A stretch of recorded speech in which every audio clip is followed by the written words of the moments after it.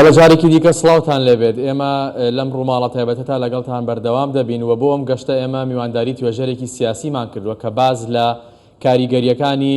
کۆنگرەی چواردەی پارتی دیموکراتی کوردستان دەکات بەسەر دۆخی هەرێمی کوردستان و هەروەها دەرەنجامەکانی کۆنگرەی پارتی بەسەر دۆخی عێراق و بە تایبەتر لەسەر دۆخی هەرێمی کوردستان گەنگەشەی ئەم بابەتە لەگەڵ بەڕێز جەبار میرزا ڕۆستەمی توێژەری سیاسی دەکەین. کاک جەبار زۆر بەخێر هاتی بۆ ستۆدیۆی سلێمانی کوردستان 24. سەرەتا دەمەوێت وەکو توێژەرێکی سیاسی ئەو پرسیارەت ئاراستە بکەم، خوێندنەوەی جەنابتان بۆ کارەکانی کۆنگرەی چواردەی پارتی دیموکراتی کوردستان چییە کە دوێنێ کۆنگرە دەستی پێ کرد و ئەمڕۆژ کارەکانی بەردەوامە؟ بەناوی خوای گەورە میهرەبان، زۆر سپاس بۆ بانگەشتە و دەرفەتە. هەڵبەتە کۆنگرە بۆ ژیانی هەر حزبێکی سیاسی کە ئەو حزبی فکری بێ یا حزبی جەماوەری فرەڕەهەندی بێ، هەر موقعێکی هەبێ لە دەسەڵات بێ ئۆپۆزیسیۆن بێ، هەر تشکیلی حزبێک بێ ئەهمیەتی گەورەی هەیە، چونکە هەر حزبێک لە کۆنگرە بۆ کۆنگرە ئەو مدەی کە ستانداردە لە عالەمدا 4 ساڵ یا 5 ساڵە، هەڵبەتە کۆمەڵێک گۆڕانکاری لە ژینگەی سیاسی ئابووری کۆمەڵایەتی تەنزیمی و حزبە تایبەت و هەروەها کۆمەڵە قەیران و گرفێت و هەروەها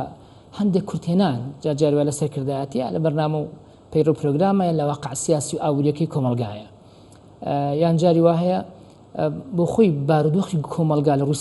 سایکۆلۆژی و گۆڕانکاری بەسەردێت ناکرێت حزبێک بە هەمان نەمەتی کۆنگرەی پێشتر بە هەمان پەیڕۆ پرۆگرام یا بە هەمان ئەو بڕیار و ڕاستپادانی پێشتر لە کۆنگرەی 4 ساڵەمە بەر ئەمە بەردەوام ئینسان لە گۆڕاندایە، خودی مرۆڤێکی جاروە بیرکردنەوەکەی لە گۆڕاندایە، بۆیە ئەهمیەتی گەورەی هەیە کۆنگرە بۆ ژیانی سیاسی هەر حزبێک. بەڕاستی منەوێت لە ڕوانگەی دوو ڕەهەند دوو تەوەرەوە قسە لەسەر بارودۆخە بکەین. هەڵبەتە لە کوردستانیش حزبێکی وەک پارتی دیموکراتی کوردستان یا هەر حزبێکە لە معارەزە بێ لە دەسەڵات بێ، بەتایبەتی پارتی دەسەڵاتە بخۆی جێگەی سەرنج و بەهەخی توێژەرە سیاسیەکانە، ناوەندە سیاسیەکانە. لەبەرەوەی هەر کۆنگرێک باسمان کرد جۆرێک لە نیێبوونەوەی هەیە، وەروها شتی تازە دێنتە بەرهەم، وەروها ڕاستپاردە و پەیڕۆ پرۆگرام و تەنانەت سەرکردایەتی تازەش دێت، بۆیە هەمووی جۆرێک لە چاودێری دۆخەکە و نەتیجەی کۆنگرەکە دەکەن. ئەمەی پێویستە بە خودی حزبەکە بۆ خۆی، بەڵام ئەوەی کە کاردانە و لێکدانەوەی لێ دەخوێنرێتەوە بۆ ژینگەی گشتی، بۆ وەزعی سیاسی گشتی، بۆ وڵاتەکە بە تایبەتی حزبێکی بەهێز لە ئۆپۆزیسیۆن بێ ئەم خوێندنەوەی لەسەر دەکرێت، وەرە حزبێکی بەهێزی ناودەسەڵاتیش ئەم خوێندنەوەی بەدەکرێت. بە تایبەتی وەک باسمان کرد لە هەرێمی کوردستان لە کۆمەڵێک حزبی سەرەکی هەن، پارتی وێکێتی و کۆمەڵێک ئەحزاب پێکەنەری دەسەڵاتن و وەروەها لەگەڵ معادلاتی ناوخۆی و ئەقلیمی و عێراقی و نێودەوڵەتی مامەڵە دەکەن، جێگەی سەرنجن، و کۆمەڵێک حزبی ئۆپۆزیسیۆنیش کە دەیانەوێت وەستەمە سیاسی بگۆڕن ئەمانش جێگەی سەرنجن. وتمان دوو تەوەرێک کە پەیوەندی بە خودی حزبەکەەوە هەیە، کۆنگرەیە ئەوە کە کۆنگرە تەواو لەوانەیە 100 ڕۆژێک پێویست بێ بۆ هەڵسەنگانی ئەوەی ئایا ئەم کۆنگرەیە چەندە با بڵێن ئەم حزبە ئەو سەرکردایەتی تازەیە چەندە ئەو مەنهەج و بەرنامە و پەیڕۆ پرۆگرامە تازەیە کە تەزدیقراوە لە کۆنگرە جێبەجێ دەکات، بەڵام ئەوەی پەیوەندی بە لێکەوتەکانی هەیە پێش کۆنگرە و ئێستا و دوای کۆنگرە شەر لێکدانەوەکانی ئاسانەکە توێژەری سیاسی بۆی بکات. با بڵین فەقەرەی دووەم کە بڵین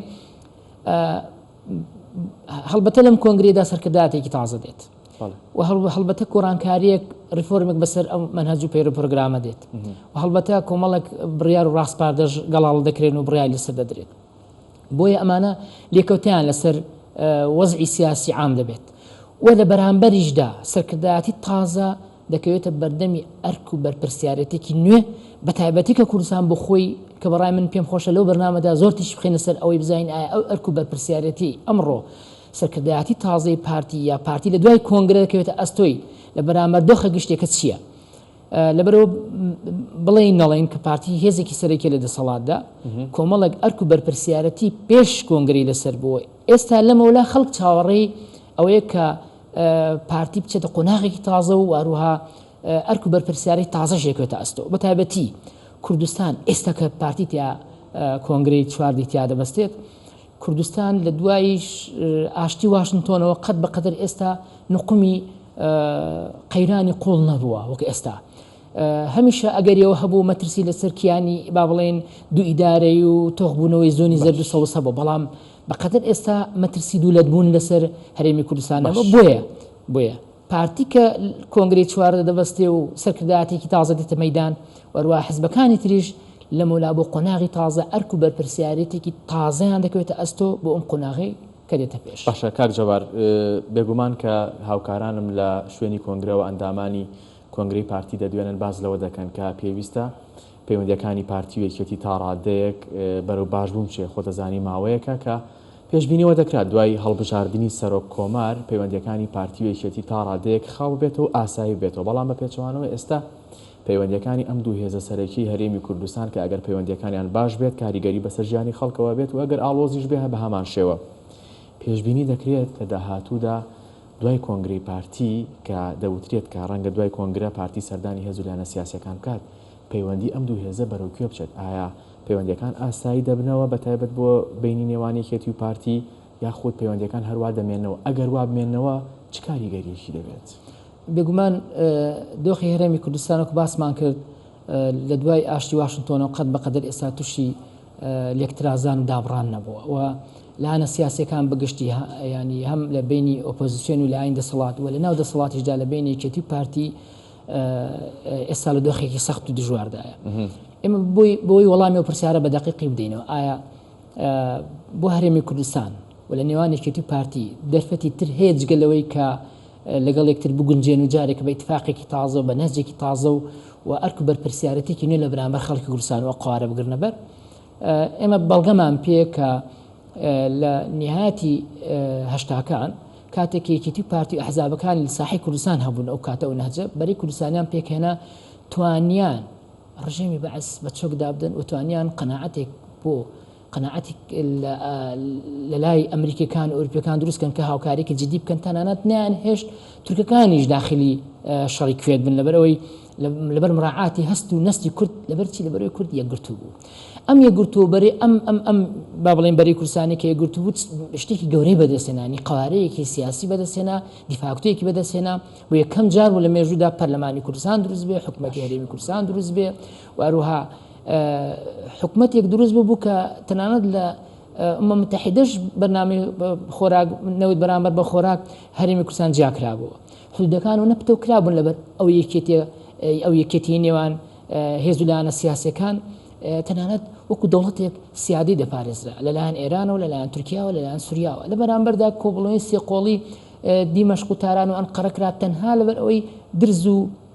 ناکۆکی بخەنە ناو ئەوانە و لە دوای پرۆسی ئازادی عێراقیش لەبەرەوەی کورد یەکگرتوو بوو توانین لە دەستوردا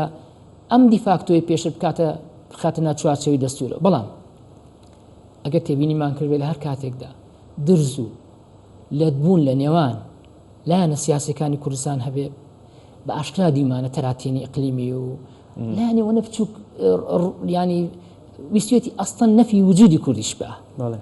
ئەمە کارەساتێکی گەورەیە بە تایبەتی ئێستا با ئەمە بە کورتی ئەمە بخوێن نەوزانی واقعی سیاسی ئێستای کوردستان لەکوێ بۆی ئەو کاتی ئێمە بەرپرسیارەتی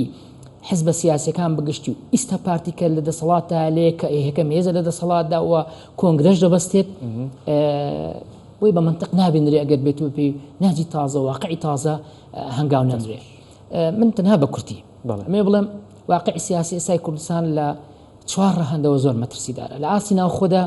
سیستەمی حکومڕانی دۆخەکەی ئاڵۆز بووە ئیستا حالیان لە پەرلەماندا حیزبانەوە پۆستێن پاشەکشەیان کردووە لە حکومەتدا کاک قوبات لە هەفتەی ڕابردوو بەشداری نەکردووە کاک شێخ جەعفەر لە سەرۆکاتی هەرێم با بڵێن جۆرێک لە نیگەرانی دەربڕیوەیە ئەم سێ مؤسسە ئەساسیەکی ڕسمین لە دەوڵەتدا تووشی ئەو بارودۆخە بووە نرخی شتومەک بەرز بۆتەوە وەزعی ئابووری خەڵک خراپ بووە کەواتە ئەفم کە بە کورتی لەگەڵ عێراقنجا لەگەڵ عێراقش تا ئێستا حکومەتی عێراق بخۆی ناوەندە ئەمریکان پێیان وایە کە ناتوانن ئەم حکومەتە درێژ بشێ ئێمە کێشەمان لەگەڵ عێراقەیە کێشەی ئیقلیمیمان هەیە کێشەی دەولیمان هەیە بۆ کەواتە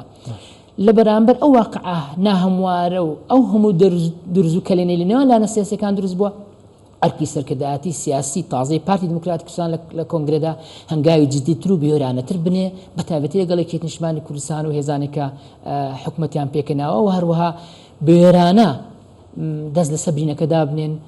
بەرەو چاکساز سیستەمی سیاسی بڕۆن و هەروە ئاشتی تەبایلی نێوان لایەنە سیاسیەکان بەرقەرار ببێت. زۆر سپاس کاک جەبار میرزا ڕۆستەمی توێژەری سیاسی کە بۆ ئەم ڕووماڵە تایبەتە لەم گەشەدا لەگەڵمان بووی بەڵێ هەکار من دەگەڕێمەوە بۆ لای ئێوە بۆ درێژەدان بە ڕووماڵی تایبەتی کوردستان 24 بۆ کارەکانی دووەم ڕۆژی کۆنگرەی چواردەی پارتی دیموکراتی کوردستان. ئێمە لە گەشتەکانی داهاتوو جارێکی دیکە لە ڕێگەی میوانەکانمانەوە قسە و باسی زیاتر لەسەر کاریگەریەکانی و کارەکانی کۆنگرەی چواردەی پارتی دیموکراتی کوردستان دەکەین.